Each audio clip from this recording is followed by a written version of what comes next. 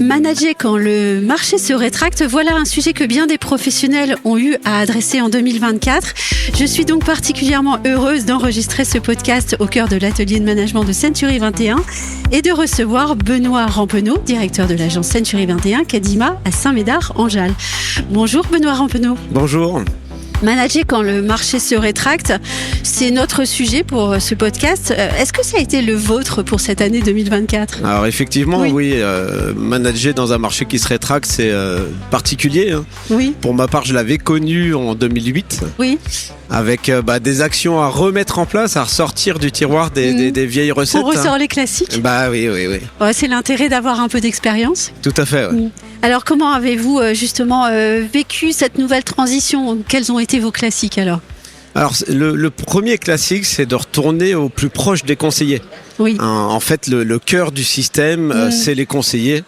Donc c'est les accompagner dans leur mission quotidienne, dans leur haut, dans leur bas, surtout cette année, pour être au plus proche d'eux. Et quand je dis le plus proche, c'est accompagner dans les rendez-vous, être présent sur les moments phares, que ce soit sur du passage d'offres, de la rentrée de mandat, pour les aider à passer ce cap, qui est un cap pas évident quand les prix baissent, les acheteurs sont en plein doute. Oui. C'est notre rôle de manager d'être là à leur côté pour les aider à passer ce cap et forcément un discours passe mieux quand il est dit deux fois, encore plus quand c'est le directeur qui le dit. Donc c'est très important pour nous d'être aux côtés des conseillers dans ces moments-là. Mais alors, qu'est-ce que ça veut dire être aux côtés des conseillers ? C'est poser des questions, c'est susciter des rendez-vous, des moments privilégiés, je sais pas, un déjeuner, des choses comme ça, ou d'autres choses ? Non, c'est de l'action au quotidien. Nous, on a mis en place là depuis un peu plus d'un an des formations tous les matins où on va faire du jeu de rôle justement à jouer les rendez-vous qui se sont passés, peut-être mal passés, ou jouer les rendez-vous qui vont se dérouler dans la journée pour pouvoir vivre avant de le vivre avec le client, à traiter les objections, à voir comment on peut être mis en difficulté.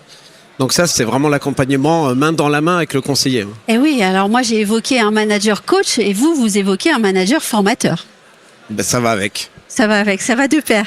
De nombreux professionnels confirment leurs difficultés aussi cette année à recruter en fait, ou à gérer leurs équipes, à les fidéliser, à maintenir une dynamique parfois, ou à retenir les talents aussi, à donner envie.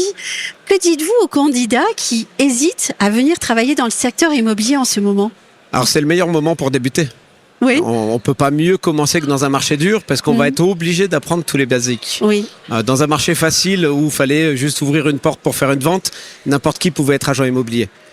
Aujourd'hui, il faut apprendre tous les basiques et en fait, ça donne une force monumentale pour la suite car quand le marché redeviendra facile, là, c'est un boulevard devant eux. Quoi. Vous êtes aussi en train de dire que la formation reste essentielle. C'est le cœur, c'est un métier compliqué, c'est un métier aux multiples facettes. Il faut être bon en fiscal, en juridique, en technique du bâtiment, en commercial, en relations publiques. Faut être bon partout en fait. Moi, je fais souvent le parallèle avec la médecine. On doit être des bons généralistes.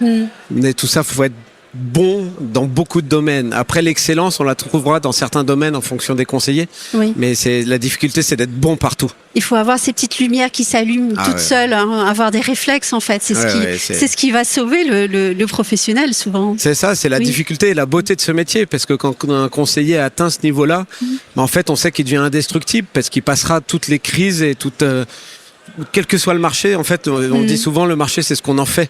Oui. Il n'y a pas de bon ou de mauvais marché, il y a ce qu'on en fait. Donc quand le marché se contracte, faut être plus proche des clients, faut peut-être appeler plus de clients et être vraiment main dans la main avec ses clients, être là pour leur dire les choses qu'ils veulent pas entendre. Oui. On a beaucoup été là ces derniers temps à leur dire il faut baisser, c'est pas des moments faciles pour nous non plus, c'est pas des choses qu'ils veulent entendre, mais c'est notre rôle. Qu'êtes-vous venu chercher ici à cet atelier de management à Monaco ? Alors comme tous les ans, que ce soit en convention avec les conseillers ou avec mes associés, en fait c'est une bouffée d'oxygène tout simplement, c'est de se retrouver entre pairs. À force, moi ça fait 20 ans que je suis dans le réseau, je connais beaucoup de monde, donc on retrouve cette énergie des collègues qui vont bien, d'autres qui vont mal. C'est toujours vraiment une piqûre d'adrénaline qu'on se prend chaque année, 2 fois par an, que ce soit à la convention ou à l'atelier management. Et oui, si j'ai bien compris cette énergie-là, vous la repassez tout de suite quand vous rentrez à l'agence. Directement. Oui. Merci beaucoup Benoît Rampeneau d'avoir bien voulu répondre à mes questions et puis très bon atelier alors. Merci beaucoup.